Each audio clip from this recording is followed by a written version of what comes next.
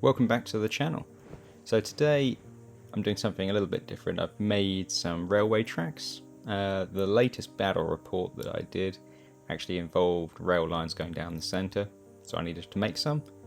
And I didn't really want to go and buy some from the store, proper model railroad tracks, because I don't know if I'm ever really going to need them in the future. And I had the bits, so I figured, hey, let's give it a try. So I started off with barbecue skewers, snipped the ends off of those to the required length, and then I was going to make the cross beams out of the popsicle sticks. So again, I measured them up roughly to what I thought would be appropriate and then chopped them down. I'll be honest, in hindsight I could have probably been a little bit more careful and made everything a bit more uniform, but I just wanted to crack on. Plus, where I live there are some old railway lines, and when I say old I'm talking sort of mid to late 1800s, and the timbers are not all uniform, that's for sure. So I didn't really think that it would be too historically inaccurate if they weren't perfect.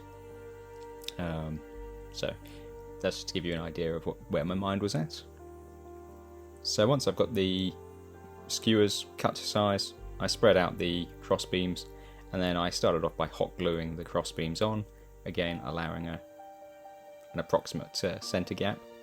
I realised I was going to need at least one junction, so that's what this one here is. By the end I actually like the way they came out, so I will be doing a follow-up doing curves and things like that, so that I can actually put the train track further afield. Next step was, I figured the hot glue would probably crack eventually, so I covered the whole, all of them, top and bottom, with PPA, well, Mod Podge in this case, and I found that just really helps to bind everything together and make them sort of lock nice and hard, and hopefully will prevent them from warping in the future, but who knows. The next step was spray painted them all black, and then I just brought a quick and easy brown, dark brown. I think I purchased it from the warehouse, and so I just started off by base coating all of the cross beams in that dark brown colour.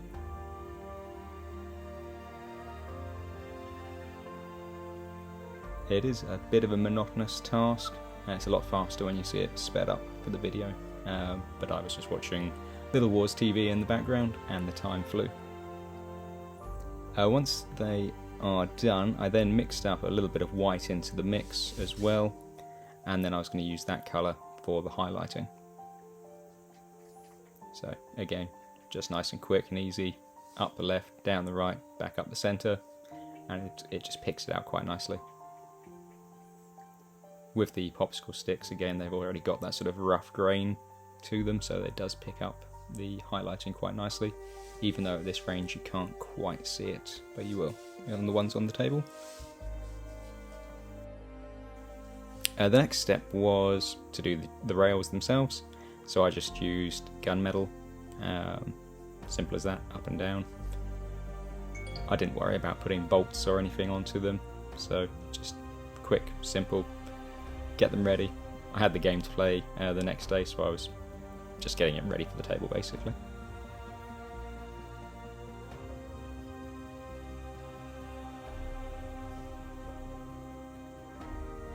Overall it was relatively fast for a build, and there they are. I think to do all the painting probably took less than 45 minutes, because by the time you'd finished doing the dark brown on the last one, the first one was dry and you could do all the highlighting, and again by the time the last one was finished you could then go back and start doing your rails in silver. And then when they're on the table they actually go down pretty well. I like them, and for a short bit of time I think they worked out pretty nicely.